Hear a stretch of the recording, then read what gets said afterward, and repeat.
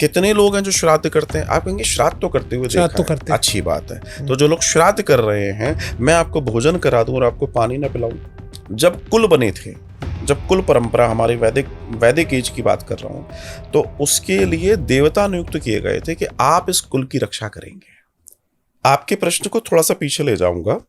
आज से 30, 40, 50 साल पीछे जाइए तो आपको पितृदोष जैसी ज्यादा चीजें नहीं मिलती थी, ना ऐसी घटनाएं मिलती थी, ना आपको कालसर्प दोष सुनने में आता था। कालसर्प दोष एक प्राइमरी स्टेज है पितृदोष की। अच्छा, वो प्राइमरी वो भी स्टेज, इसी से रिलेटेड है? हाँ बिल्कुल बिल्कुल। अब बात ये आती है कि उस समय नहीं होता था, आज पता पड़ा। मैं जो मेरे पास कुंडली आती है, हर लगभग हर कुंडली के अंदर मुझे पितृदोष मिलने लगा है। कारण क्या है? कारण समझिएगा कि पहले हम लोग ग्रामीण परिवेश में थे, अपने अपने नगरों में थे, मतलब जहां हमारे फोर फादर्स थे हम वहीं थे। अच्छा। तो हमारे कुल देवी देवताओं की पूजाओं को हम विधिवत कर रहे थे। हमारे पितरों के प्रति जो श्राद्ध कर्म थे, जो शौच कर्म थे, जो आदि आदि कर्म थे, हम विधि विधान से हो रहे थे। आज आप मुझे बताइए कितने लोग हैं आपके जानकारी में जो श्राद्ध में कोशा से अपने पितरों को जल देते हैं? आप समझिएगा मेरी बात को। कितने लोग हैं जो श्राद्ध करते हैं? आप कहेंगे श्राद्ध तो करते हुए देखा तो है। करते हैं। अच्छी बात है। तो जो लोग श्राद्ध कर रहे हैं, मैं आपको भोजन करा दूं और आपको पानी ना पिलाऊं, गलत है। तो क्या होगा? वो जो अग्नि बनेगी, वो अग्नि क्या करेगी? तो श्राद्ध आप कर रहे हैं, लेकिन आपको जो जल तर्पण करना है वो नहीं कर रहे हैं। आप अब जो जीवन जी रहे हैं वो अमर्यादित जीवन जी रहे हैं। जिनके कुल परंपराओं में कभी शाकाहार के अलावा कोई चीजें नहीं थी, आज वो मांसाहार में जी रहे हैं। तो उनके पितर रोएंगे या हंसेंगे? जिन्होंने इतने पुराने समय से सभ्यता को अपनी बचा के लाया, अपने परिवार की कवरिंग की, आज वो ये देख रहे हैं कि हमारी औलादें कर क्या रही हैं। तो जाहिर सी बात है कि उसका परिणाम बहुत अलग होगा। जो हमारे पूजा पद्धतियां थी, उन पूजा पद्धतियों को, जो परिवारों की बात है, वो परिवार अब वैसे नहीं कर रहे हैं। शहरों में आ गए, बड़े बड़े कल कारखाने हो गए, बड़ी बड़ी कॉलोनी हो गई, बड़े बड़े टावर हो गए, तो जो धर्म था वो नहीं निभा पा रहे।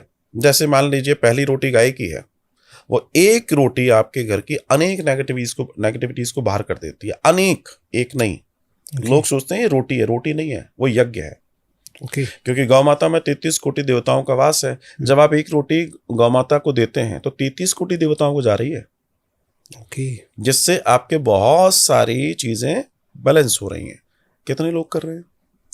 बहुत सारी ऐसी चीजें हैं जिनको हमारे पूर्वज करते आए थे, हम नहीं कर रहे हैं।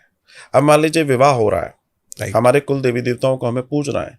बहुत सारे लोग हैं जिनको मालूम ही नहीं हमारे कुल देवी देवता कौन है। और कुल देवी देवता कौन होते हैं? जब कुल बने थे, जब कुल परंपरा, हमारे वैदिक एज की बात कर रहा हूं, तो उसके लिए देवता नियुक्त किए गए थे कि आप इस कुल की रक्षा करेंगे। अच्छा। इसलिए उन देवताओं को पूजा जाता है। जैसे हमारा कोई प्रोटेक्टर है ना, पीछे से चला आ रहा है, जो हमें प्रोटेक्ट कर रहा है। अब हमने उसके बाड़ को तोड़ के बाहर निकल गए, तो वो कहेगा ठीक है आप जानो, आपका काम जाने। राइट। तो हमने वहां पर एक बड़ी गलती तो कर ही दी। अब हम प्रोटेक्ट भी नहीं है, इसलिए हमारे ऊपर दूसरी चीजें हावी हो जाती हैं। इसी तरीके से हमारे पितृ हैं। हमारे पितरों के प्रति जो श्राद्ध कर्म होने चाहिए, जो जल तर्पण होना चाहिए, जो अमावस्या आदि तिथियां जो भी होती हैं, जब जब जो निकालना है वो निकालना चाहिए। कितने लोग निकाल रहे हैं? हम भोजन किसको कराएं? तो उन्होंने क्या किया? पैकेट लिया, बनाया, कहीं से मंगाया, बनाया भी क्या, कहीं से मंगाया, और जाके किसी झोपड़पट्टी में दिया है किसी गरीब को। किसी गरीब को भोजन कराना बिल्कुल अपराध नहीं है, लेकिन जो भोजन श्राद्ध का है वो अगर सही बॉक्स में नहीं जाएगा तो चिट्ठी वहां नहीं पहुंचेगी जहां पहुंचनी है। अच्छा। क्योंकि वो श्राद्ध का भोजन हजम करने का सामर्थ्य भी तो हो, बिना उसके तो होगा नहीं।